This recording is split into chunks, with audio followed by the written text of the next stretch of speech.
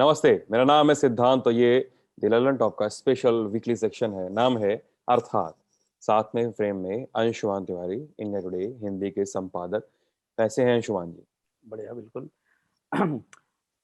बिहार का पहला चरण आपने निपटा दिया है। पहला चरण निपट गया है, सीवान से बातचीत आगे बढ़ चुकी है। अभी हम लोग अब ऊपर चंपारण की तरफ धीरे धीरे बढ़ना शुरू कर रहे हैं हम लोग, और बाकी टीमें भी ललन टॉप की इधर उधर अपने इलाकों में कवरेज कर रही हैं। अंशुमान जी, अर्थात का जो पिछला अंक था वो एसेट मोनेटाइजेशन पे था कि हाँ। क्या कंपनियां इतने ज्यादा विरोधाभासों और इतने ज्यादा कंट्रोल और इतने ज्यादा अपारदर्शी नियमों से बने सिस्टम के साथ क्या एसेट्स की खरीदारी करना चाहेंगी और फिर भी उस पर खुद का कंट्रोल नहीं रखना चाहेंगी। तो इस पर एक दो सवाल भी हैं, तो उस पर अपन आखिर में बात कर लेंगे। ठीक है। और आगे बढ़ने से पहले अंशुमान जी, इंडिया टुडे हिंदी का अंक क्या है इस बार? इस बार का अंक सिद्धांत, जो कृषि से जुड़े हुए 2-3 विधेयक आए हैं जिन पर अब भारत में काफी चर्चा है और काफी विरोध भी है अलग अलग जगह। काफी डिसएग्रीमेंट है। सरकार और सरकार के पक्ष के लोग मान रहे हैं कि बड़ा सुधार है और देश में इससे काफी चीजें बदलेंगी एग्रीकल्चर में। विरोध करने वाले लोगों की उसमें असहमतियां हैं। तो इंडिया टुडे ने उसे भीतर से जाके समझने की कोशिश की है कि विधेयक क्या है, इनका क्या इम्पैक्ट होने वाला है, विशेषज्ञ इनके बारे में क्या कहते हैं, कैसे ये क्या रोड मैप है और इसमें आगे अभी और क्या करना पड़ सकता है अगर इसे नतीजे तक पहुंचाया जाना है। तो इस बार का पूरा इशू इस पर केंद्रित है कि ये बिल क्या है और इन बिल का भारतीय एग्रीकल्चर पे असर क्या होने वाला है और लोग इस पे और इसमें अलग अलग मत किस तरीके के हैं। अच्छा, आगे बढ़ते हैं, अर्थात पर आते हैं। इस बार का अर्थात का, मैं थोड़ा सा होटल में हूं ना, तो थोड़ा सा टेढ़ा मेढ़ा बैठा हुआ हूँ, माफ कीजिएगा आप भी और दर्शक भी मुझे माफ करें। तो अर्थात का इस बार का अंक है एक अचंभा देखा भाई। और मैं उस कॉलम को पढ़ रहा था, बहुत सारी चीजें, बहुत सारे इंसाइट्स हैं उसमें। और आप ये कह रहे हैं कि हम और पूरा सिस्टम ऐसा हो चुका है कि हम सपाट सवाल जो है, सपाट और सीधे शब्दों में सवाल जो है वो रख ही नहीं पा रहे हैं। और जवाब है, जवाब इतने कठिन है, तो कैसे सीधे सवालों की, कैसे सपाट सवालों की आप बात कर रहे हैं? और फिर पूछ रहे हैं कि सिस्टम ऐसा बन गया है कि सवाल पूछने वाले ही खुद को नासमझ मान के बैठ जाते हैं। हाँ, ये दिलचस्प बात है। और आप जहाँ हैं बिहार में, जहाँ इस समय चुनाव हो रहा है और जहाँ सबसे बड़ा सवाल है बिहार में बेरोजगारी को लेकर। हालांकि बेरोजगारी केवल बिहार का सवाल नहीं है, ये उत्तर प्रदेश का भी सवाल है, ये महाराष्ट्र का भी सवाल है, ये तमिलनाडु केरल का भी सवाल है, ये कश्मीर और गुजरात का भी सवाल है। बेरोजगारी सबसे बड़ा सवाल है और हम अर्थात में लगातार इस पर अलग अलग तरह से, अलग अलग आयामों से बेरोजगारी पर तथ्यों के साथ चर्चा करते आए हैं पिछले सालों से लगातार। जब मंदी शुरुआत हो रही थी और उसके बाद जब कोविड का कहर आया और लॉकडाउन आया। पर आज ये सवाल हमारा अपने आप से है। इसका जो शीर्षक है, जो कबीर की उलट बांसी है ना, कि एक अचंभा देखा भाई, ठाड़ा सिंह चरावे गाई। तो हम जिस परिस्थिति में हैं, वहां हम स्वयं से भी सीधे सवाल नहीं पूछते। और जब हम स्वयं से सीधे सवाल नहीं पूछते हैं तो हम सीधे सवाल सत्ता से, सरकार से भी कभी नहीं पूछ पाते। जैसे सीधा सवाल एक ये है, बिल्कुल सीधा सवाल है, बहुत सामान्य सा सवाल, और आप पूछकर देखिए कभी सरकार से सिद्धांत, सरकार इसका जवाब नहीं देगी। वो आपको उलझा के दूसरी जगह पहुंचाने की कोशिश करेगी, क्योंकि वो आपको साबित करेगी कि क्या आप बच्चों जैसी बात करते हैं, आप नासमझी का सवाल पूछते हैं। भारत में कर्मचारियों की कमी के कारण सरकारी सेवाओं का बुरा हाल है। हम आगे इसमें आंकड़ों पर बात करेंगे, तथ्यों पर बात करेंगे, लेकिन लाखों पद खाली हैं। हम कभी ये सवाल सीधे नहीं पूछते। भारत ने अपनी घोड़ा पछाड़ विकास दर 2018 तक दर्ज की, पूरी दुनिया में सबसे तेज। लेकिन सबसे तेज ग्रोथ के दौरान भारत में बेकारी 45 साल के सर्वोच्च स्तर पर कैसे आ गई? आखिर हम ऐसा क्या बना रहे थे देश में जो रोजगार खा रहा था? सीधा सवाल है जिसको हमें उन नीति निर्माताओं से पूछना चाहिए जो हमारे सामने है। आखिर बेकारी के आंकड़े बताते हैं कि भारत में जो पढ़ने में, पढ़ाई लिखाई में सबसे ज्यादा पैसा और सबसे ज्यादा टाइम लगाते हैं, वही सबसे ज्यादा बेरोजगार पाए जाते हैं। ये सीधा सवाल सरकार के आंकड़े बताते हैं। अब समस्या ये है सिद्धांत की, ये सीधे सवाल जब आप पूछते हैं तो सरकारें या सत्ता इनसे डरती है, क्योंकि सीधे सवालों के सीधे जवाब उनके पास नहीं है। तो दो तरीके अपनाए जाते हैं, और वो तरीकों में हम भारत के लोग या अधिकांश लोग जो हर चुनाव से पहले बेरोजगारी पर अपना माथा पीटते हैं, अपना सर फोड़ते हैं, अपने घर बेरोजगारी की जलालत झेलते हैं। बेरोजगारी आत्मसम्मान तोड़ती है, आर्थिक रूप से कमजोर करती है। उसके बाद भी जब हम सीधे सवाल नहीं पूछते हैं तो सरकारें दो काम करती हैं। एक काम तो ये करती है कि वो जवाब इतना पेचीदा कर देती हैं कि थोड़े समय के बाद आपको लगता है कि यार हमने गलती पूछ लिया है, ये हम ही ना समझते, हमको पता नहीं, इतनी सारी बातें हमसे कह दी कि हमसे ये आंकड़ा कहा गया कि पर कैपिटा देखिए ना बिहार का, और पर कैपिटा देखिए ना महाराष्ट्र का, और पर कैपिटा देखिए ना, और कितना पैसा हमने बजटों में खर्च किया, और इतना सारा पैसा यहाँ गया तो इससे इतना एम्प्लॉयमेंट जनरेट होगा, और सर बजट्स नहीं है हमारे पास। कॉम्प्लेक्स बना देते हैं। इतना जटिल और पेचीदा जवाब आपके सामने रख दिया जाएगा कि आप या हमको लगेगा कि यार हमने गलत पूछ लिया, ये कुछ बहुत ही बड़ी चीज थी, हम कहां सीधी सीधी बात पूछने चले गए कि भाई हमको सरकारी सर्विस नहीं मिल रही। वहां जाओ तो कहता है कि साहब स्टाफ ही नहीं है हमारे पास, इसलिए तुम 15-15 दिन वेट करो। स्टाफ भर्ती क्यों नहीं कर लेते हो? भर्ती कर लो तो लोगों को एम्प्लॉयमेंट मिल जाएगा। ये सीधा सवाल है, इसका जवाब देने के लिए सरकार आपको नासमझ साबित कर देगी प्रश्न पूछने में। मैं एक बड़े अर्थशास्त्री लंदन स्कूल ऑफ इकोनॉमिक्स के मुझे मिले, उन्होंने कहा कि अगर मैं भारत के किसी कॉन्फ्रेंस में जाऊं और ये कहूं कि सरकारें भारत में रोजगार देना नहीं चाहती, या वो नीतियों के ऐसे जंगल में जाके फंस गई हैं बेकारी के, जहां से वो खुद निकलना नहीं चाहती, एक किस्म का परजीवी माहौल है जिसमें सब एक दूसरे को सपोर्ट कर रहे हैं, तो लोग मुझे कहेंगे कि क्या यार हल्की बात करते हो, कितनी हल्की बात करते हो। और अगर यही कहा कितनी हल्की बात करते हो, ये तो सबको पता है, लेकिन यही बात समझाने के लिए मैं अगर 50 पीपीटी का एक प्रेजेंटेशन लेकर जाऊं, उसमें मैं आपको एक डेटा दिखाऊं कि इंडिया का पर कैपिटा एक्सपेंडिचर कितना है, इंडिया में एम्प्लॉयमेंट की ग्रोथ रेट कितनी है, राज्य सरकार ने कितना पैसा खर्च किया, फाइनली मैं यही निष्कर्ष निकालूंगा कि सरकारों की पॉलिसी में प्रॉब्लम है, वो नीति ने वो रोजगार नहीं देना चाहती, तो आप तालियां बजा के कहेंगे क्या कायदे की बात कही आपने, कितनी सारी चीजें बताई। सरकारों का काम करने का तरीका ये है।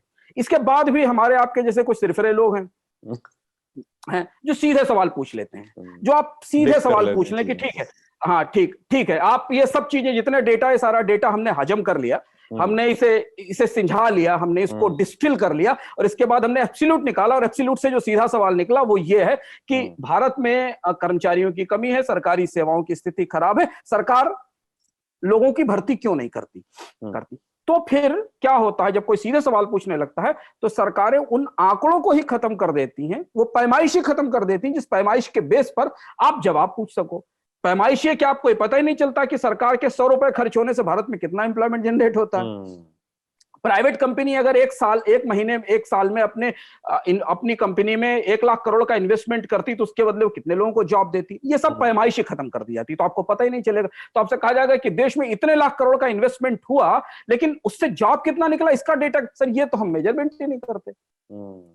तो जब भी हमारे पास एम्प्लॉयमेंट का डेटा आता है तो सरकारों की पहली प्रतिक्रिया क्या होती है? गलत है। सरकार की अपनी एजेंसी का एनएसएसओ ने 2018 में डेटा दिया, सीधे कह देते हैं कि यार गलत है, ये गलत, हमारा अपनी एजेंसी का डेटा गलत है। एनएसएसओ ने 2018 में डेटा दिया कि भारत में 45 साल की सर्वोच्च दर पर बेकारी है। सरकार ने एनएसएसओ की उस कमेटी को भंग कर दिया। और या तो वो ये कहते हैं कि डेटा आंकड़े क्यों देख रहे हैं, हमारी प्रयासों को देखिए। हाँ, आप हमारी प्रयासों को देखिए, आप आंकड़े उन प्रयासों का नतीजा, प्रयास और इंटेंशन। सरकारों को हम बार बार बात कहते हैं सिद्धांत, सरकारों को कभी उनकी मंशा से नहीं परखा जाना चाहिए, सरकारों को उनके नतीजों से परखा जाना। मंशा किसकी खराब होती है? अल्टीमेटली हम सरकार इसलिए चुनते हैं कि उनको रिजल्ट दे सके, हम उसे अपना पैसा देते हैं, उसे अपना टैक्स देते हैं, उसको अपनी सेविंग देते हैं, तो हमें नतीजे दे सके। तो जब बेकारी के आंकड़े आएंगे, सरकारें उसे नकार देंगी, कह देंगी नहीं हमारी एजेंसी का आंकड़ा है एनएसएसओ का, पर हम उसे नहीं मानेंगे। 2018 में सरकार ने नकार दिया, 2019 में चुनाव के बाद उसे धीरे से मान लिया कि बात तो सही है यार, रिकॉर्ड, क्योंकि कोई इतनी जल्दी आप इतने बड़े आंकड़ा सिस्टम को नकार नहीं सकते। एनएसएसओ ने सर्वे किया, पूरे देश में उनका एक मॉडल, और वो मॉडल सरकार उसे पैसा देती है। एनएसएसओ के अधिकारियों ने अपनी जेब से जाके सर्वे तो नहीं किया, एनएसएसओ को हर साल बजट दिया जाता है सांख्यिकी मंत्रालय के तहत। सर्वे करना इतने बड़े देश में, लोगों के घर घर जाके एक सैंपल साइज पर उसकी अपनी कॉस्ट है, वो कॉस्ट सब बियर हुई, उससे जो आंकड़ा निकला, वो आंकड़ा चूंकि सरकार को लगा कह रही है तो मेरे पॉलिटिकल नैरेटिव को सूट नहीं करता कि ग्रोथ के बाद बेरोजगारी बढ़ी, तो मैंने उसको नकार दिया और मैं दूसरा डेटा लाऊंगा। 2 साल 3 साल हो गए, नीति आयोग आपसे कह रहा है कि हम बेकारी को नापने के नए तरीके बनाएंगे, वो बने नहीं है अभी तक, और इस बीच लॉकडाउन आ गया। तो अब क्या भारत में बेकारी का जो किस्सा है उसमें हम दो जो सीधे सवाल हैं और जो बड़े स्ट्रेट क्वेश्चन है जो पूछने चाहिए और जो बिहार का व्यक्ति पूछ तो रहा है इस समय, लेकिन वो हमेशा वोकल होकर पूछ रहा है, वोकल होकर पूछ रहा है। और इसलिए मुझे ये लिखना पड़ा कि वोकल होकर पूछ रहा है, पर क्या देश के सारे लोग हमेशा ये सवाल क्यों नहीं पूछते और इसमें हमारे अपनी समस्याएं क्या है, व्यक्तिगत देश के नागरिक होने के नाते या सफरर होने के कारण, पीड़ित होने के कारण, विक्टिम होने के कारण इस व्यवस्था के जिस व्यवस्था को हम बनाते हैं उसके पीड़ित और विक्टिम होने के बाद भी हमें सवाल क्यों नहीं पूछते। ये पेचीदगी कैसे आती है और क्यों हमें सरकारें नासमझ साबित करती हैं। हम एक छोटा सा पहला सवाल ये कि भारत में सरकारी सेवाओं की हालत बुरी है।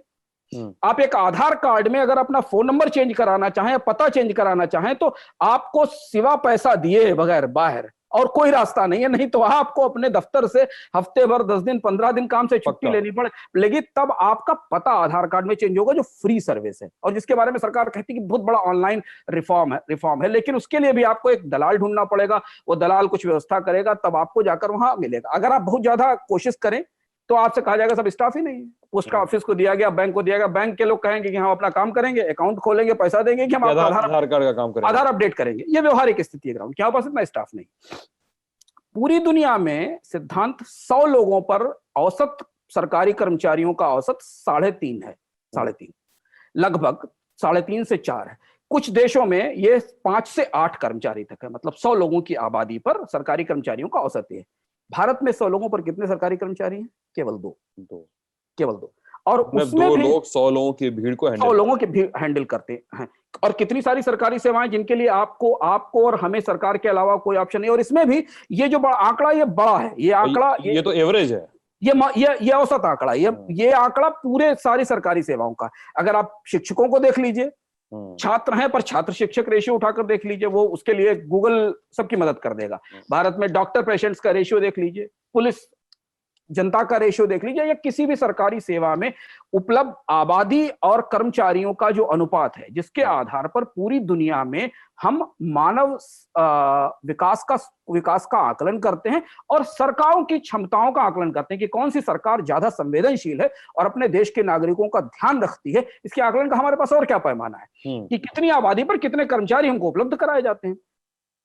आपको हर दफ्तर में लंबी लाइन दिखेगी, सरकार के हर दफ्तर में लंबी लाइन दिखेगी, और जब आप वहां जाएंगे तो झुंझलाया हुआ एक क्लर्क आपसे कहेगा कि क्या करें यार, हमारे पर 5 लोगों का बोझ है, आप 15 दिन बाद आइएगा तो हम आपका काम करेंगे। पुलिस थाने में अगर मोबाइल की चोरी की रिपोर्ट भी दर्ज करानी हो तो आपको कुछ समय लगता है, क्योंकि कोई ऐसा सिस्टम नहीं। और ये स्थिति तब है सिद्धांत जब हमारी सरकारें इस बात का ढोल बजाती हैं कि हमने देश में बड़े पैमाने पर डिजिटाइजेशन कर दिया है। डिजिटाइजेशन के बावजूद हमारे पास ये स्थिति है कि डिजिटाइजेशन ने सरकारी सुविधाओं और सेवाओं का ना तो स्तर बेहतर किया, ना सुविधाएं बढ़ाई। अगर आप केवल खाली पद भर दें सरकार के भीतर तो ये रोजगार, ये सेवाएं भी सुधर जाएंगी, लोगों को काम भी मिल जाएगा। इसके लिए कोई रॉकेट साइंटिस्ट या इकोनॉमिस्ट होने की जरूरत नहीं, इसके लिए नीति आयोग का ग्रुप बिठाने की जरूरत नहीं है। सरकारी सेवाओं में ही सबसे ज्यादा भ्रष्टाचार है। नहीं, सरकार तो कहती है कि हमारे पास तो पैसा ही नहीं है। वही तो हम आपसे वही बता रहे हैं, सरकारी सेवाओं में सबसे ज्यादा भ्रष्टाचार है।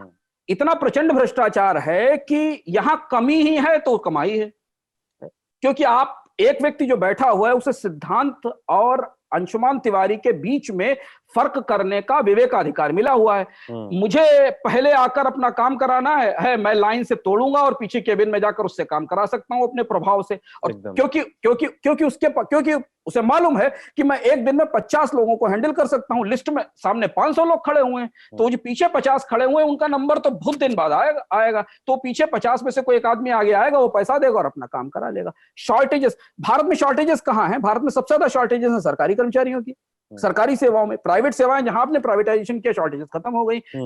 जिस फोन के लिए आपको रिश्वत देनी पड़ती थी, वो फोन आपके घर पे आता और आप उसे भगा देते हो, क्या मैं नहीं चाहिए फोन का कनेक्शन। वो बैंक अकाउंट के लिए जहां आपको पैसा देना पड़ता था, वो रोज आपको फोन करता है। तो शॉर्टेजेस वहां है जहां पर सरकारी सेवाएं, सरकारी सर्विसेज में जो भयानक शॉर्टेजेस हैं, उन शॉर्टेजेस के पीछे उन कर्मचारियों की कमी है जिनको आप अपॉइंट नहीं करते। अब आप जैसे ही सरकार से सवाल पूछिए, किसी भी राज्य की, किसी भी केंद्र की, साहब वो बजट नहीं है, साहब कहां से भर्ती करेंगे। अभी बिहार में जब किसी ने ये कहा कि इतने लाख रोजगार चाहिए, तो सरकार ने ये नहीं कहा कि हम क्यों नहीं दे पाए, उसने ये आंकड़ा दे दिया कि इतने लाख करोड़ की जरूरत होगी इतने लोगों को रोजगार देने के लिए। मतलब बिहार के संदर्भ में मैं कहूँ तो जब ये बातचीत हो रही थी और एक विपक्षी पार्टी जो यहाँ की है उन्होंने दावा किया कि हम 10 लाख रोजगार देंगे। तो ये कहा गया कि इसने में सरकार सड़क पर आ जाएगी। फिर मैंने कुछ मंत्रियों का इंटरव्यू किया बिहार सरकार के, तो वो शिक्षकों का सवाल बड़ा ही ज्वलंत मुद्दा है बिहार में। तो वो कहते हैं कि हम इतने सारे शिक्षकों को यूजीसी के नियमावली के अनुसार मानदेय दे नहीं सकते क्योंकि हमारे पास पैसा नहीं है। वो ये कहते हैं, सरकार बोलती है हमारे पास पैसा नहीं कि हम पैसा दे नहीं सकते हैं, न नए शिक्षकों की परमानेंट रूप में नियुक्ति कर सकते हैं। कई सारे सेक्टर्स का भी यही हाल है। अब आप उसका सच्चाई समझिए। अब यहाँ यही पेचीदा बनाने की बात है, इसलिए आपसे कहते हैं कि ये जो आंकड़े हैं जो आपके सामने रखे जाते हैं वो आंकड़े हमेशा अधूरे और झूठे होते हैं। उनको जब आप डिस्टिल करें ना तो फैक्ट्स निकलता है। पिछले 10 साल में लगातार टैक्स बढ़ रहा है, राज्य में भी और केंद्र में भी कंसिस्टेंटली हर तरीके का टैक्स बढ़ रहा है। अगर 10 साल पहले आप बिजली की कीमत 2 रुपए देते थे तो आज आप 5 रुपए दे रहे हैं। आपके कंजम्पशन पर, आपकी खपत पर, आपके टोल पर, हर चीज पर टैक्स बढ़ रहा है। हमारी जितनी बचत है उसका 70-80% बचत जो पूरे सिस्टम में है वो सरकार के पास चली जाती है। पूरी बचत सरकार के पास चली जाती है, बैंकों के जरिए, बीमा के जरिए, प्रोविडेंट फंड के जरिए, स्मॉल सेविंग स्कीम्स के जरिए, सब कुछ चली जाती। केवल केंद्र सरकार की मैं बात करूं, बिहार सरकार में भी आप आंकड़ा निकालेंगे तो आप देख सकते हैं कि केवल केंद्र सरकार की अगर आप बात करो तो पिछले 10 साल में भारत में केंद्र सरकार का खर्च 3 गुना बढ़ गया। प्रणब मुखर्जी ने जब 2009 में बजट पेश किया था 2010 में, तब भारत का जो टोटल बजट का खर्च था वो 10,47,000 करोड़ रुपए के आसपास था। आज 30,50,000 करोड़ रुपए के आसपास। हम 3 गुना बजट बढ़ा दिए, टैक्सेस का इफेक्टिव इंप्लीमेंटेशन, टैक्सेस का इफेक्टिव रेट बढ़ गए, लेकिन ये पैसा गया कहां? अगर सरकारी कर्मचारी सेवाएं वैसी ही हैं, उनका स्तर वैसा ही गिरा हुआ है, कर्मचारियों के पद वैसे ही खाली हैं, हम अब सरकार को भी पैसा दे रहे हैं और प्राइवेट सेक्टर को भी पैसा दे रहे हैं, हम ज्यादा टैक्स दे रहे हैं, हमारी कॉस्ट ऑफ लिविंग बढ़ती चली जा रही है, और जो सरकार हमें बचत पर रिटर्न भी घटाती जा रही। हमको बैंक में 2010 में 8% ब्याज मिलता था, आज 6% ब्याज मिलता है, 5% ब्याज मिलता है। हमसे सरकार पैसे लेती चली जा रही है, वो हमारे लोगों को ना तो रोजगार देती ना सर्विसेज देती। और मतलब यही बात हमने शिक्षा वाले एपिसोड में भी की थी। ये बिल्कुल सीधा सवाल है, और इस सीधे सवाल को अगर आप पूरे 10 साल में, 15 साल में, पिछले 10-12 सालों में सरकारों के बजट खर्च की ग्रोथ से नाप लीजिए और फिर देखिए कि वो बजट गया कहां। ऐसा क्या बना दिया उन्होंने जिससे लोगों को रोजगार नहीं मिला? ये खर्च, भाई सवाल है ना कि सरकार का पूरा खर्च हमारे टैक्स और बचत पर चलता है, और अगर हमारे ही काम नहीं आ रहा है, हम उतनी ही खराब सर्विसेज झेल रहे हैं। अस्पताल उसी स्थिति में है, डाकघर उसी स्थिति में है, रेलवे में वही शॉर्टेजेस है। तो ना तो हम सर्विसेज बेटर कर पाए, ना हम रोजगार दे पाए। अब जब आपको टैक्स लगाने के में कोई हिचक नहीं है, आप दुनिया में हर चीज के नाम पर, चर अचर, जीवित मृत के नाम पर टैक्स लगाती हैं सरकारें हर चीज के नाम पर टैक्स, उसके ऊपर सेस भी है, और उसके ऊपर सेस भी है। मतलब आप कितने तरीके के सेस, किसान पे, ग्रीन एनर्जी पे, स्वच्छता पे, शिक्षा पे, एजुकेशन पे। आप पूछिए शिक्षा और एजुकेशन के नाम पर लगे हुए, हेल्थ और एजुकेशन के लगे हुए सेस से कितने कर्मचारियों को नौकरी मिली, उस सेस से कितने टीचर भर्ती किए गए, फिर वो पैसा गया कहाँ? एक चीज हम हेल्थ सेस की बात, एजुकेशन और हेल्थ सेस की बात एक कार्यक्रम में कर चुके हैं, अर्थात की टाइमलाइन के ऊपर वो पढ़ा होगा वो हमारा एपिसोड जिसमें हमने बात की थी कि कितना हम एजुकेशन सेस लगाते हैं और उसके बदले वो खर्च कहाँ होता है। उसके बावजूद अपने बच्चों को प्राइवेट स्कूल में पढ़ने, हम प्राइवेट स्कूल में पढ़ाते हैं, और हम कम से कम उस एजुकेशन सेस से क्या किसी को नौकरी मिलती है? वो पैसा जाता कहाँ है? स्कूल बनाकर ठेकेदारों को पैसे दे दिए जाते हैं, शिक्षक, वहां छात्र आते हैं लेकिन टीचर अवेलेबल नहीं है। टीचर्स के पैसा क्यों आप स्कूल बना रहे हैं? क्यों कंस्ट्रक्शन पर पैसा खर्च कर रहे हैं? क्यों अपने ठेकेदारों की जेब भर रहे हैं स्कूल बनाकर, जब आप शिक्षक नहीं भर्ती कर सकते? जो अवेलेबल छात्र हैं उनको शिक्षक अवेलेबल करा दीजिए उस फंड से। स्वच्छता से भारत में लगाया गया जीएसटी से पहले। क्या हमें कभी सरकार ने बताया कि इस स्वच्छता से स्वच्छता क्षेत्र में ही कितनी नौकरियां पैदा हुई, कितना रोजगार मिला? जबकि स्वच्छता या क्लीनलीनेस या सफाई एक ऐसा सेक्टर है जिसमें सबसे अनस्किल्ड से लेकर और हाईटेक तक जॉब मिल सकते हैं। मतलब एक सामान्य सफाई कर्मी से लेकर ग्रीन टेक्नोलॉजी तक। और लेकिन प्रचार ये कि मिशन सक्सेसफुल है, जवाबदेही नहीं तय हुई है। मिशन कहां से सक्सेसफुल है? मिशन उनका, मैंने कहा प्रचार ये है। वो मिशन की सक्सेस आप कैसे नापेंगे? जो पैसा हमसे सेस लेकर, हमसे टैक्स लगाकर खर्च किया गया, जिसका प्रचार देश के प्रधानमंत्री और पूरे देश के नेता कर रहे हैं, वो ये तो बताएं कि उस सेस से भारत में कितने नए लोगों को भर्ती मिली। अगर आप अभी नगर पालिका में चले जाइए और पूछिए जाके कि स्वच्छता विभाग में कितने कर्मचारी हैं, तो कम है। शहर इसलिए गंदे हैं कि वहां लोग नहीं है सफाई करने वाले।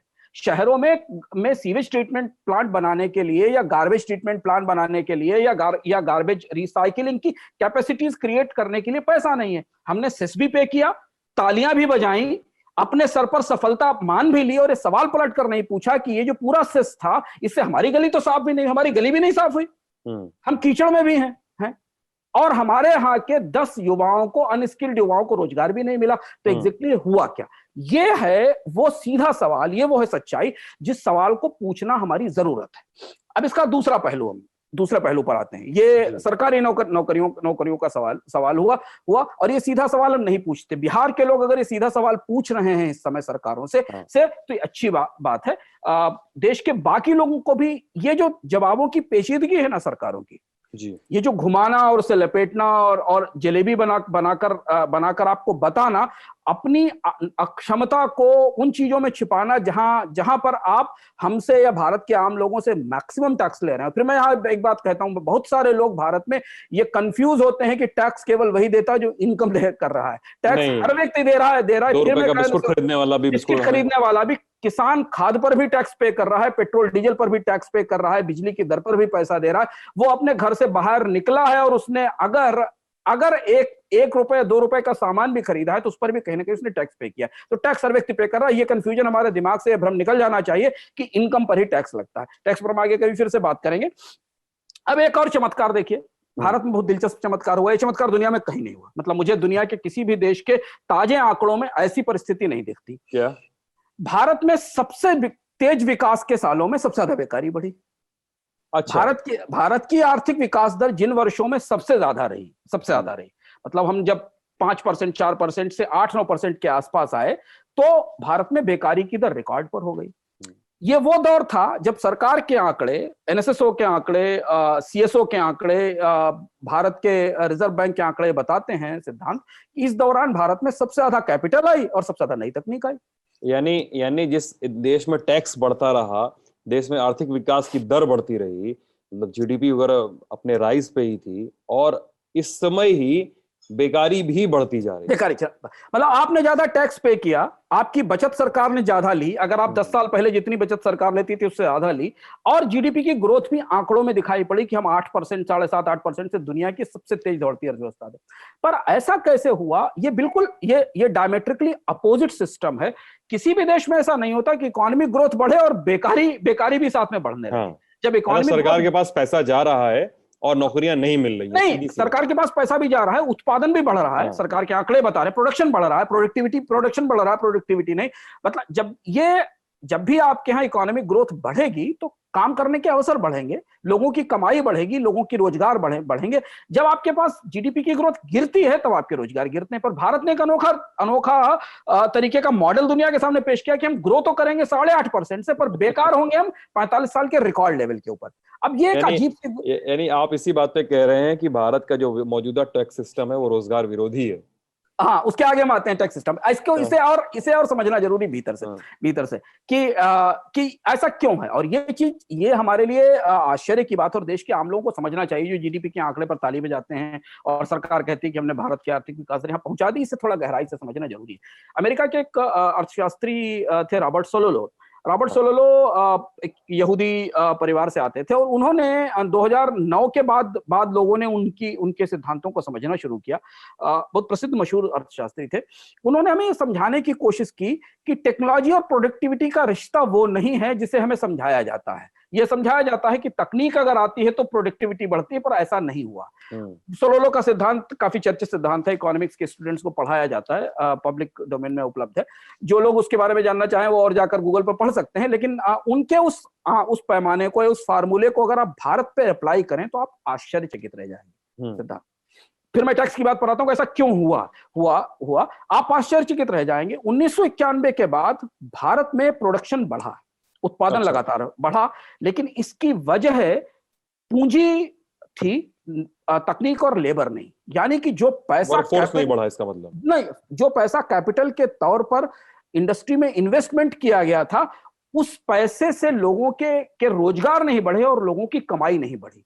यानी कि जितना पैसा कंपनियां इंडस्ट्री में, प्रोडक्शन में लगा रही थी, वो पैसा कैपिटल से कैपिटल जनरेट करने में जा रहा था। इंडिया रेटिंग का एक रिसर्च भी है लास्ट ईयर का, वो ये बताता है कि इंडिया में डिफरेंट सेक्टर में, एग्रीकल्चर में भी और इंडस्ट्री में भी जितनी कैपिटल लगाई जाती है उसका बहुत कम हिस्सा लोगों की इनकम बढ़ाने में जाता है। और हम दुनिया की एक अनोखी अर्थव्यवस्था में समझना जरूरी है कि यदि हम 100 रुपए की कैपिटल इकोनॉमी में इन्वेस्ट कर रहे हैं तो कैपिटल कहां से आ रही है? वो कैपिटल कोई इंडस्ट्री अपनी जेब से नहीं दे रही है, वो हमारे कर्ज से जा रही है, बैंक से वो कर्ज लेकर लगा रहा है। हमारी बचत पूंजी के तौर पर उद्योग में जाती है और उससे 70% रिटर्न कंपनी खुद ले लेती है। हमारी वेतन या नौकरियां बढ़ाने में उसका कोई लाभ नहीं होता। उदारीकरण के बाद भारत में जो कंप्लीट प्रोडक्टिविटी थी, जिसको हम टोटल फैक्टर प्रोडक्टिविटी कहते हैं, उसमें बढ़ोतरी नहीं हुई। और ऐसा इसलिए हुआ क्योंकि कंपनियों ने ज्यादातर पैसा टेक्नोलॉजी और मशीनें खरीदने में लगाया, रोजगार और वेतन बढ़ाने में नहीं।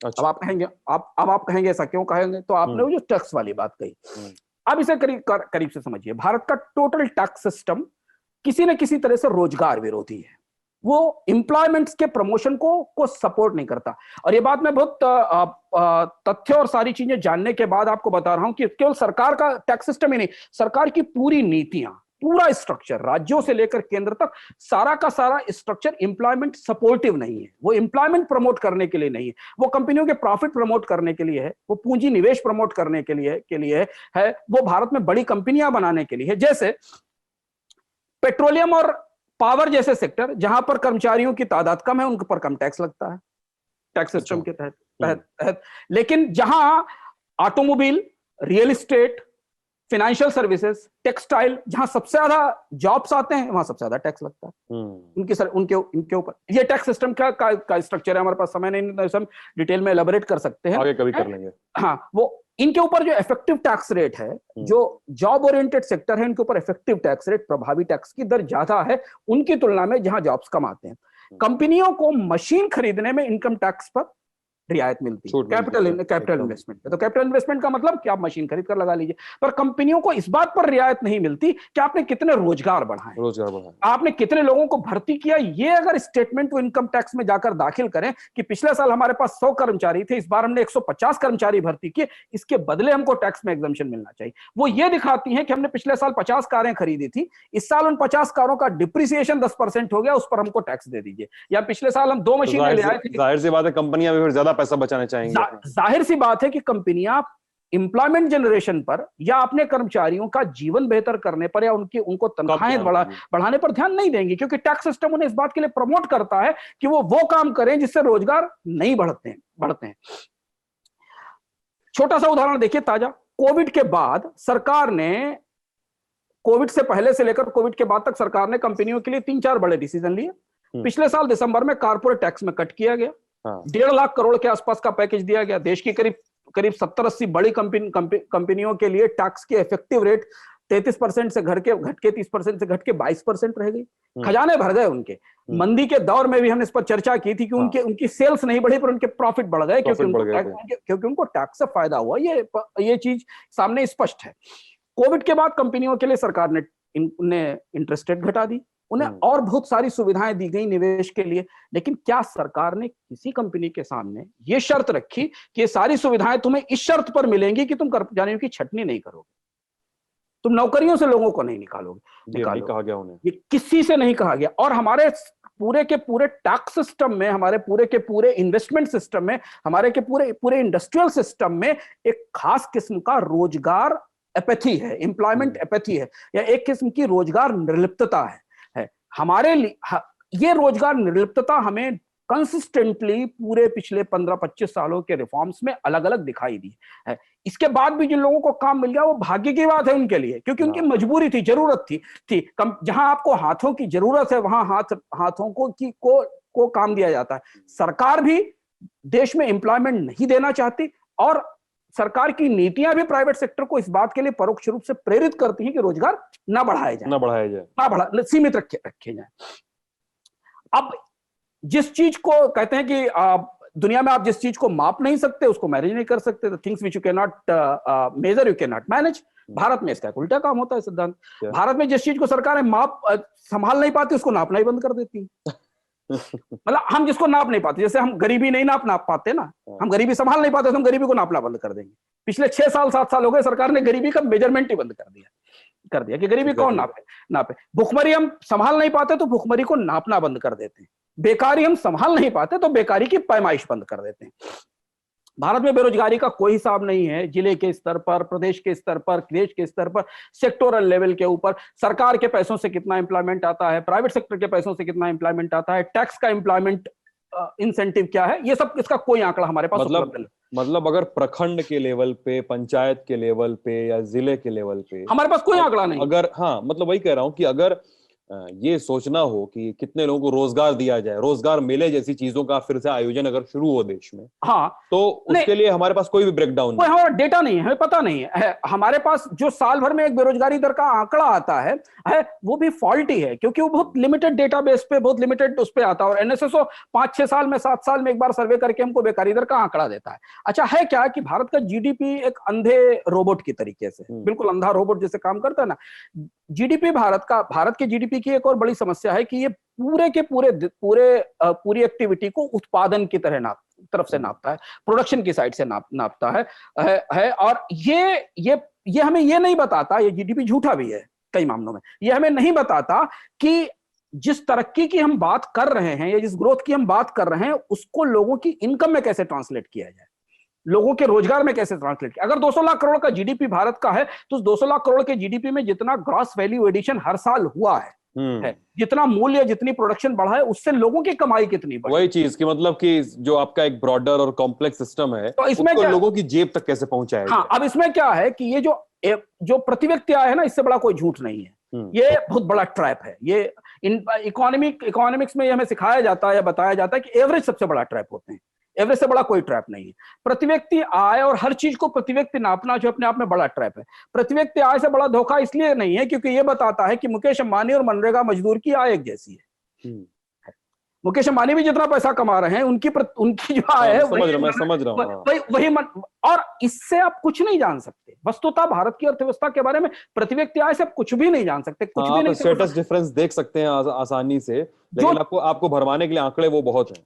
तब आप फ्रस्ट्रेट होते हो, तब आप देखते हो कि इस प्रति व्यक्ति आय का मतलब क्या है कि इसलिए भारत का के जीडीपी में जब अभी बदलाव 2015 में किया गया तो इसे और ज्यादा ओपेक बना दिया गया, और ज्यादा पेचीदा कर दिया गया, और ज्यादा ये उत्पादन की साइड से आपने लगा। उसकी वजह सिद्धांत समझना जरूरी है कि जब भी आप जीडीपी को या देश की आर्थिक प्रगति को कमाई के आधार पर नापेंगे, लोगों की जिंदगी में बेहतरी के आधार पर नापेंगे, उनकी स्टैंडर्ड ऑफ लिविंग के आधार पर नापेंगे, तो आप सरकारों से सवाल पूछ सकते हैं, क्योंकि वहां सरकारों की असफलता दिखती है। जब आप जीडीपी को प्रोडक्शन की तरफ से नापेंगे तो अगर किसी एक शहर में पूरे रात बिजली जलती रहे तो शहर का जीडीपी बढ़ जाएगा, पर उस बिजली जलने से कितना ग्रीन हाउस एमिशन होगा, कितना एनवायरमेंट डैमेज होगा, इसका कोई एस्टिमेट हमारे पास नहीं होता। तो ये जो जीडीपी की पैमाइश जिस पर हम आज खड़े हैं वो हमें क्यों फ्रस्ट्रेट करती, क्यों हमें दिखता है कि कुछ लोगों की इनकम और मनरेगा मजदूर की इनकम को एक बराबर बताकर सरकार देश में विकास बताती है।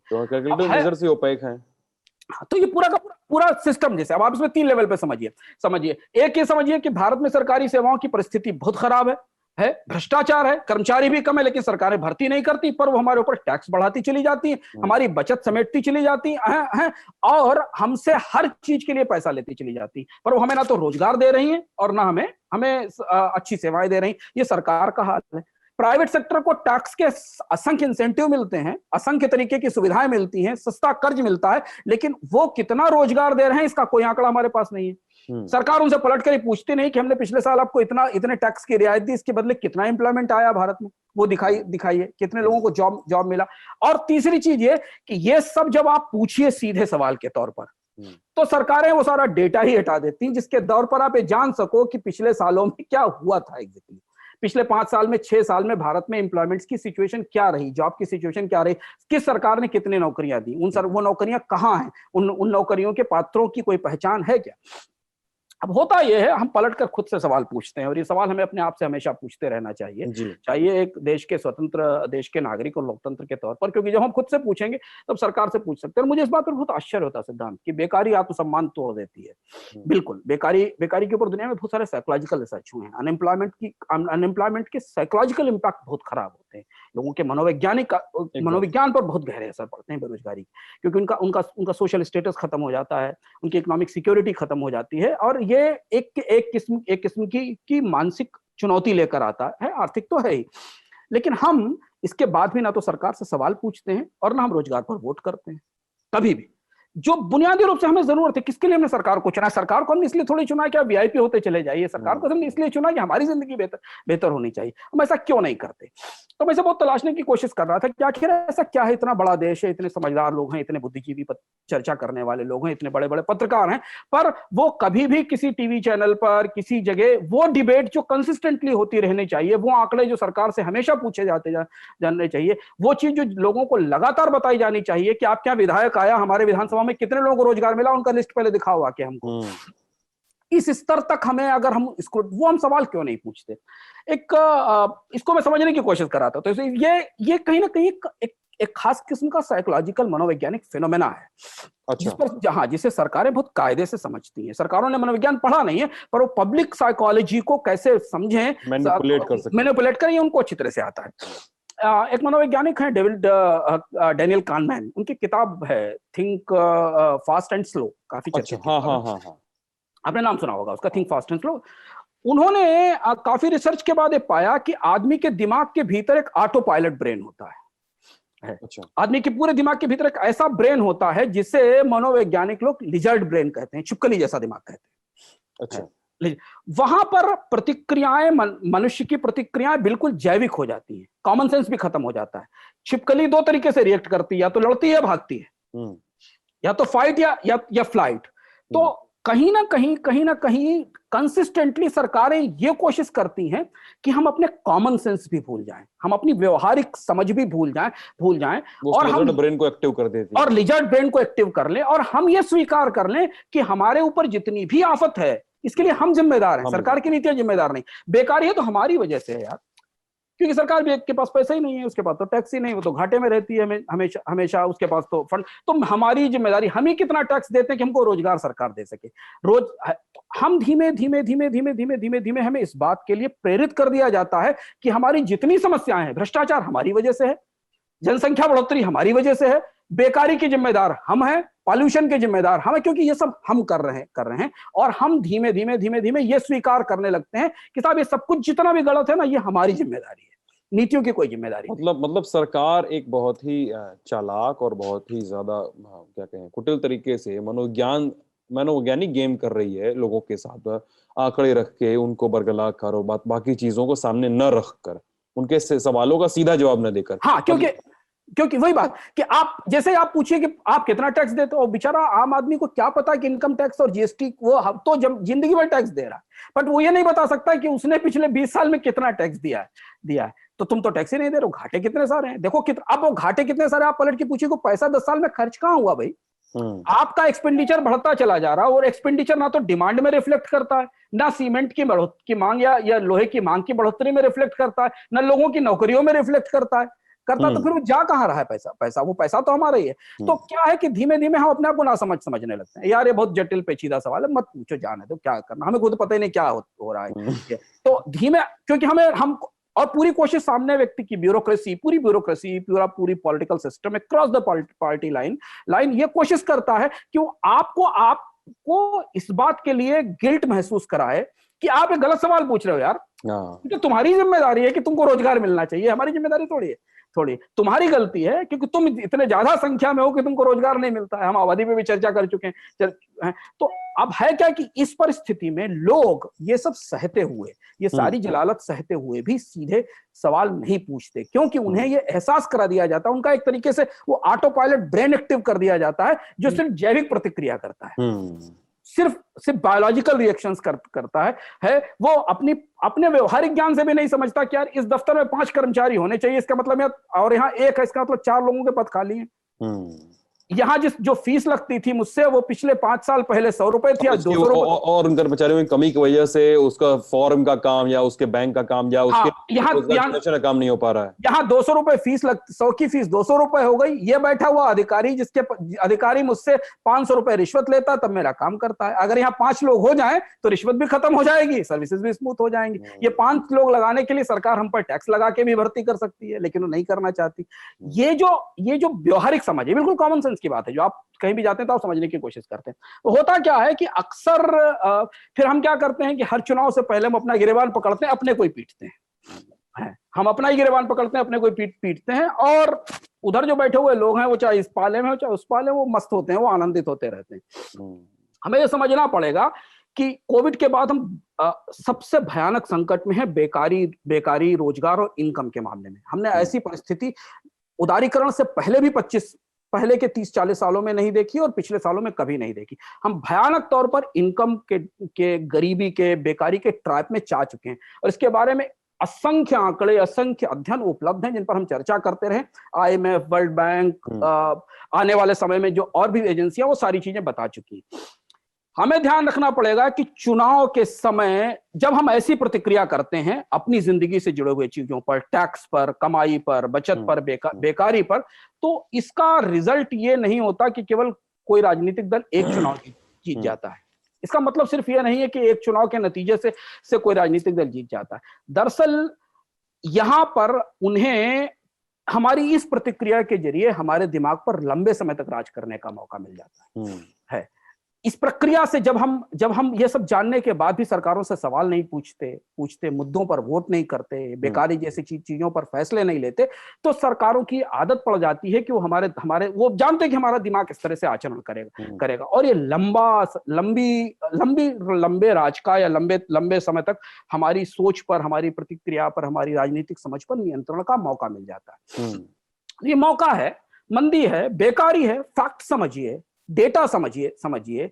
सरकारें आपको भरमाएं तो भरमाइए मत, वो सवाल पूछिए, वो सीधे सवाल पूछिए जो सवाल हमारी जिंदगी से जुड़े हैं, और देखिए सरकारें उस पर क्या जवाब देती। क्या वो उनके जवाब आपको संतुष्ट करते हैं?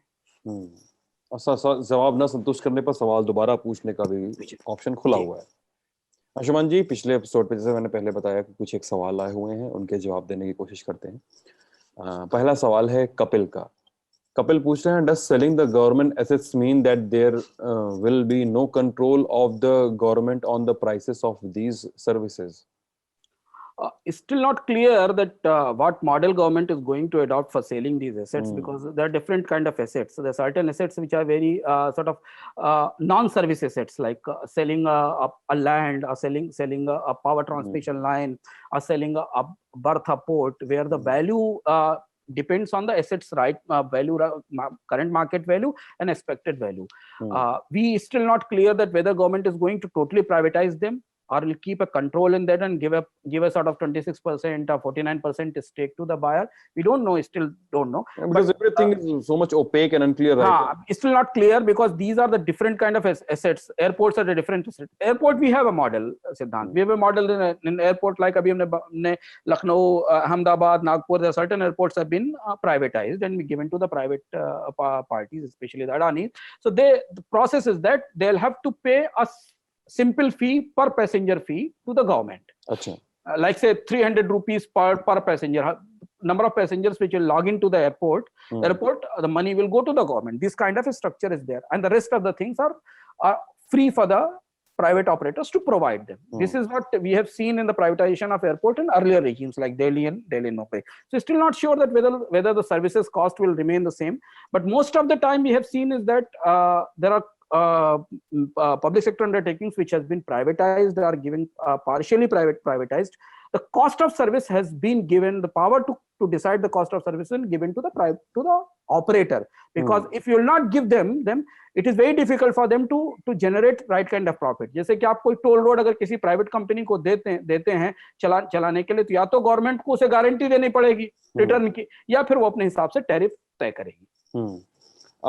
समीर का सवाल है अंशुमन जी अगला, कि जॉब सिनेरियो में डिसइन्वेस्टमेंट के इफेक्ट के बारे में पूछ रहे हैं कि will this disinvestment accelerate the job insecurity in India because of falling demand, the secure jobs are getting less in number, and with the rising in job insecurity, with the demand condense. दिलचस्प सवाल है. This is a very good question. We still don't have any data that whether disinvestment has aided jobs to India or destroyed it, because majority of the disinvestment which has taken place in earlier years since 1995, we have seen there are very few disinvestment incidences where the whole company has been given to a private sector, and there definitely that company has been merged with the bigger plan of private company. The new investment has taken place. We still do not know. Government has not put any data to the public that after the privatization whether the jobs have been cut or not. The second model of the disinvestment which has been applied by the government was the partial sale of equity, like GAIL का 25% बेच दिया, Hindustan liver का 20%. वहाँ jobs पे कोई बड़ा असर पड़ा नहीं. वहाँ जितने जॉब्स थे वहाँ बने रहे हैं. Disinvestment का purpose, the reason is that, which is what I was talking in in our recent discussion of this episode discussion. Since government never thinks in terms of job creation, so there is no purpose defined in the disinvestment to create further jobs or protect jobs. The only purpose is to sell the assets and get the money more. Job security बढ़ेगी इससे तो. हाँ, अब आप job उससे बढ़ता है घटता नहीं पता. डिसइन्वेस्टमेंट का पर्पस ये है कि एसेट बेचिए, पैसा लाइए, बजट में डाल दीजिए. वो बजट जॉब का कोई डिस्कशन ही नहीं है. कोई डिस्कशन ही नहीं. और वो पैसा बजट में आके कहां चला जाएगा ये आपको पता नहीं है. वो किसके खाते में चला जाएगा, कहां खर्च हो जाएगा, इसका कोई पता नहीं. तो इसलिए हमारी जितनी भी पॉलिसी मेकिंग का स्ट्रक्चर है उसमें जॉब कंसिडरेशन में आता नहीं है. तो इसलिए हमने जैसे देखा कि टेलीकॉम सेक्टर में सरकारी एक बड़ी सरकारी कंपनी थी, वो प्राइवेटाइज हो गई, खत्म हो गई. तो उसके जॉब्स, कुछ अच्छे जॉब्स थे जो प्राइवेट सेक्टर ने एडजस्ट कर लिए, कुछ जॉब्स थे जो खत्म हो गए. तो अभी हमारे पास ऐसा कोई, और ये सरप्राइजिंग है कि पिछले 25 सालों में डिसइन्वेस्टमेंट का जॉब मार्केट पे इंपैक्ट हमें नहीं पता है. ये हमें पता है कि एसेट मार्केट पे क्या इंपैक्ट हुआ है. अभी फिलहाल स्थिति यह है कि पब्लिक सेक्टर कंपनियां जितनी स्टॉक मार्केट में लिस्टेड हैं इस समय जबकि मार्केट अपने रिकॉर्ड हाई पे है, with a variety of reasons which are not in sync with the reality of economies, all public sector stocks are 50% discount. सारी पब्लिक सेक्टर कंपनियां ह्यूज डिस्काउंट पे बिक रही हैं. तो एसेट के साइड से तो हमारे पास इसके असेसमेंट अवेलेबल है, पर जॉब्स के आधार पे उनको बेचने से जीडीपी में कितना ऐड हुआ, उससे आए हुए पैसे से सरकार ने कितने नए इन्वेस्टमेंट किए और उससे कितनी नौकरियां आई, कितनी इनकम बढ़ी देश के लोगों की, इसका कोई डेटा नहीं. वही बात है ना कि भारत में सरकारें जो संभाल नहीं पाती उसको नापना ही बंद कर देती हैं. हाँ, मतलब उसकी कोई पैमाइश ही बंद कर देती हैं. आपको आंकड़ा ही नहीं मिलेगा कि हुआ क्या एग्जैक्टली. तो फिर सवाल भी ऐसे धीरे धीरे बंद हो जाएंगे. जी हाँ, फिर वही बात है कि जब आपके पास आंकड़ा नहीं होगा तो आप सवाल कहां से करोगे. जब आपके पास फैक्ट्स नहीं होंगे आप जान ही नहीं पाओगे कि हुआ क्या एग्जैक्टली. बाल्को का डिसइन्वेस्टमेंट हुआ तो उसके बाद कितनी नौकरियां बाल्को से निकली और कितनी बढ़ी, आपको पता नहीं है. जब पता नहीं है तो आप सवाल कैसे पूछोगे. अच्छा, चलिए आखिरी थोड़ा एक दिलचस्प सेक्शन जो है, अंशुमान जी और मैं, हम लोग क्या पढ़ रहे हैं, क्या पढ़ना लिखना फिल्म देखना हो रहा है अंशुमान जी. एक तो 3 नई दिलचस्प किताबें इस हफ्ते आ गई हमारे पास. पिछली बार हम लोगों ने जिक्र किया था अरुण शौरी की किताब का 2 सेंट्स का, वो मैंने कंप्लीट कर ली. रमन महर्षि और रामकृष्ण परमहंस पे अरुण शौरी कई मायनों में बड़े विलक्षण किस्म के लेखक हैं और काफी अलग ढंग से वो चीजों को समझने की कोशिश करते हैं. एक किताब में आपको रामकृष्ण परमहंस और रमन को समझना बहुत ही दिलचस्प होता है. 3 नई किताबें इस हफ्ते आई हैं और वो तीनों नई किताबें चूंकि रेगुलर भोजन का हिस्सा है हमारी खपत का. पहली किताब आई है एनके सिंह की. एनके सिंह जो फिनांस कमीशन के चेयरमैन हैं और भारत सरकार में अनेक पदों पे रहे हैं और सांसद भी रह चुके हैं. तो उनके मेमोयर्स आए हैं. वो मेमोयर पढ़ना इसलिए जरूरी है क्योंकि उन्होंने भारत के बहुत सेंसिटिव पीरियड में बहुत सारे सुधारों पर और अलग अलग जगह पर भूमिका निभाई है. तो वो किताब मेरे पास आ गई है कल ही. एक रोड्रिक मैथ्यूज की किताब आई है चंद्रशेखर पे पूर्व प्रधानमंत्री चंद्रशेखर. हाँ, और वो दिलचस्प किताब इसलिए है कि चंद्रशेखर के दौर के बारे में हमारे पास बहुत ज्यादा जानकारियां नहीं है. क्योंकि चंद्रशेखर दौर का जो छोटा सा कार्यकाल था उसमें नीतियां कैसे बनी, क्या क्राइसिस हुई, वो भारत के लिए ट्रांसफॉर्मेशन का इरा था. उसी समय भारत में बैलेंस ऑफ पेमेंट की क्राइसिस आई थी, भारत का गोल्ड बाहर प्लेज किया गया था। कुछ हिस्सा उसका यशवंत सिन्हा ने, कुछ हिस्सा बाकी लोगों ने लिखा है, लेकिन यशवंत सिन्हा ने अपने बाद के हिस्से जो कि वो भारतीय जनता पार्टी के वित्त मंत्री और विदेश मंत्री के तौर पर उन्होंने किया, उसके बारे में ज्यादा लिखा है। तो चंद्रशेखर का दौर, चंद्रशेखर के प्रधानमंत्री काल का दौर और उससे जुड़ी हुई किताब आई है। ये किताब दिलचस्प हो सकती है, मैं लेके आया हूँ। और तीसरी एक बहुत ही अद्भुत किताब है जो इस हफ्ते आई है, वो भी अरुण शौरी की किताब है। अरुण शौरी की वो किताब है प्रिपेयरिंग फॉर डेथ। भारत में ऐसी किताबें नहीं लिखी जाती। भारत में पहली बार ऐसी किताब है जिसमें अरुण शौरी ने उन भारत के उन सारे महापुरुषों, मनीषियों और नेताओं के बारे में लिखा है जो अपनी मृत्यु की कैसे तैयारी कर रहे थे। अच्छा। उनके मृत्यु के पूर्व के बयान क्या हैं और कैसे ही वे started sensing that death is approaching them and how they have prepared themselves, like Buddha, like Kabir, like Gandhi and others. So अभी वो कल बुक आई है, बट मैं भी उसको खोल के उसके शुरुआती पेज पढ़ने के बाद उसको खत्म करने का लोभ संवरण नहीं कर पाया, तो मैंने रख दी क्योंकि मैं दूसरे काम में लगा हुआ था। बुक बल्कि बुक है, पर भारत में ऐसी पुस्तकें नहीं लिखी जाती। मृत्यु जो बहुत ही वर्जित है, जिस पर चर्चा भी वर्जित है, हम भयाक्रांत हो जाते हैं, हम डर जाते हैं मृत्यु का नाम सुनकर। उसमें अरुण शौरी ने उन लोगों के अंतिम वर्षों के, जहां उन्हें कहीं ना कहीं एहसास था कि उनका जीवन हम समापन के तौर पर है, जैसे बुद्ध को यह एहसास हो गया था कि हमारा जीवन समापन का भी जिक्र है उसमें। तो उन्होंने आनंद को और बाकी लोगों को जो उपदेश दिया था आत्मदीपो भव का, वो जो लास्ट दिनों का था, या महावीर को तीर्थंकर महावीर को इस बात का एहसास हो गया था कि मेरी मृत्यु करीब है। तो उस दौर में लोग क्या सोचते हैं, उन्होंने क्या कहा है, इस पर वो किताब है अरुण शौरी की, प्रिपेयरिंग फॉर डेथ। मैं उसे पढ़ रहा हूँ, होपफुली अगले सप्ताह तक। काफी बल्कि किताब है, इस सप्ताह में समाप्त कर पाया उसको तो ठीक है, अगले सप्ताह तक हम कुछ उसमें हाइलाइट्स होंगी तो हम जरूर शेयर करेंगे। बढ़िया बढ़िया। और कुछ देखना उतना नहीं हो पाया अभी? देखना कुछ छोटे छोटे समय मिले मुझे देखने के। एक छोटी सी 2 घंटे की मूवी है नेटफ्लिक्स पे इजिप्शियन गॉड्स पे, बहुत इंटरेस्टिंग मूवी है। इजिप्शियन हिस्ट्री में इजिप्शिया की वो शायद अभी आई है, शोकेस। अभी आई है। तो वो एक छोटी सी मूवी थी, वो मैंने देखने की कोशिश की, बिकॉज वो उस दौर की हिस्ट्री के बारे में कम पता चलता है। इजिप्ट में किंग और गॉड्स के बीच में बहुत फर्क नहीं था, गॉड्स को ही किंग माना जाता था। तो एक इंटरेस्टिंग गॉड्स ऑफ इजिप्ट थी।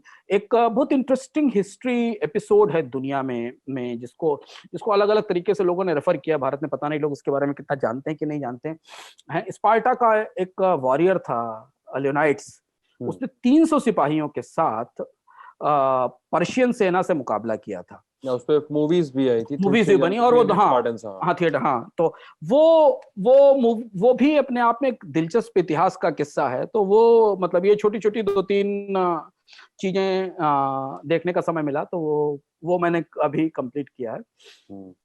चलो बढ़िया। मैं बैड बॉयज बिलियनर्स देख गया, कवरेज के बाद 3 एपिसोड में है। काफी ज्यादा उसको डिटेलिंग में कि कैसे कैसे रेड फ्लैग्स मिस किए जा रहे थे। उसमें नीरव मोदी वाला जो सेक्शन वो भी काफी मजेदार है, कैसे पीएनबी रेड फ्लैग्स मेंशन कर रहा था और कैसे एक दिन में सारा अनफोल्ड होता है सारा। तो वो देखने लायक है। और बाकी वो जरूर देखना चाहिए भारत में हर व्यक्ति को, कि भारत का बैंकिंग सिस्टम और भारत के सिस्टम, हमने कितनी बार बात की है कि भारत के बैंकिंग सिस्टम ऐसे प्रोग्राम्ड है कि वो ऐसे ही लोगों को लोन देता है जो बड़े डिफॉल्टर्स हैं। भारत क्रोनिक कैपिटलिज्म कैसे रन करता है भारत में, और इसमें कोई राजनीतिक दल की विभाजक रेखा नहीं है। विजय माल्या एक सरकार की देन है तो नीरव मोदी दूसरी सरकार की देन है। लेकिन कैसे क्रोनिक कैपिटलिस्ट भारत के सिस्टम को इन्फ्लुएंस करते हैं और कैसे आपकी बचत निकाल ले जाते हैं, इसके लिए हर व्यक्ति को शायद वो देखना चाहिए बैड बॉय बिलियनर्स। एकदम। कैसा लगा आप सभी को ये इस हफ्ते का अर्थात, हमें जरूर बताइएगा वीडियो के कमेंट सेक्शन में, और अपना ख्याल रखिएगा। साथ में अंशुमान जी, मैं सिद्धांत हूँ, ये अर्थात है। आप सभी का बहुत बहुत शुक्रिया।